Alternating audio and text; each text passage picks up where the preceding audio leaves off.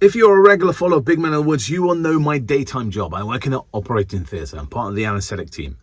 And something happened just a few days ago at work, and I was like, got me thinking. We had a medical rep come to theatres, showing the surgeon some new equipment. And in theatres, we wear scrubs, so essentially t-shirts.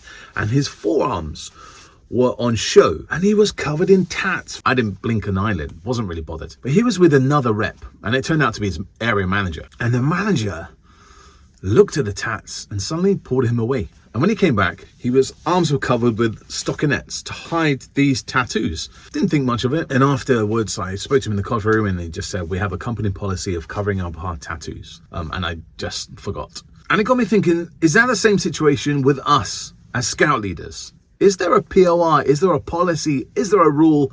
Scout leaders have to cover up their tattoo. And I did the dirty work for you. I looked in POR, and the answer is no. However, there's always a but.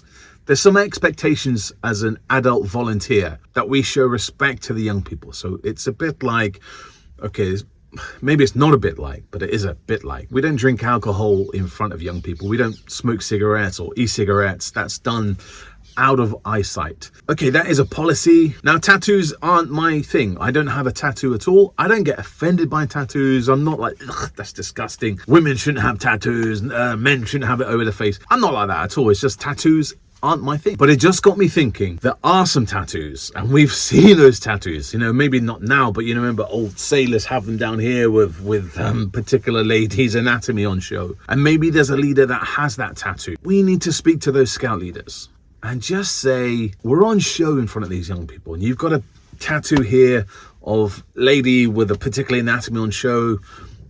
We're looking after squirrels and beavers, cubs, scouts, and even explorers, and they're under 16. We should cover those tattoos up, just because I think it could offend someone. A parent might see it and might take offense. So just next time, if it's possible, wear a long sleeve shirt like mine or a hoodie, and just explain that situation. Now, don't get me wrong. I'm not saying every scout leader should cover up all their tattoos, and I think it's brilliant. It's a form of expression. It's a form of art. Like I say, I don't get offended by them. So I'm not saying if you have tats down here, tattoo on your neck. I'm just saying if you have some that could be taken offensive. But maybe we have a tattoo with that kind of thing, and we're so used to it on our arm here, it's become second nature. We've had it for all our life, and sometimes with tattoos, you kind of forget that you've got those ones. And people might get upset. They might get offended by them. So it got me thinking, in this situation at work, in scouts, are we the same? Like I say, in work, you might have a company policy, but in scouts, we don't. But if you do have tats, just be mindful of others, that some of those might be offended.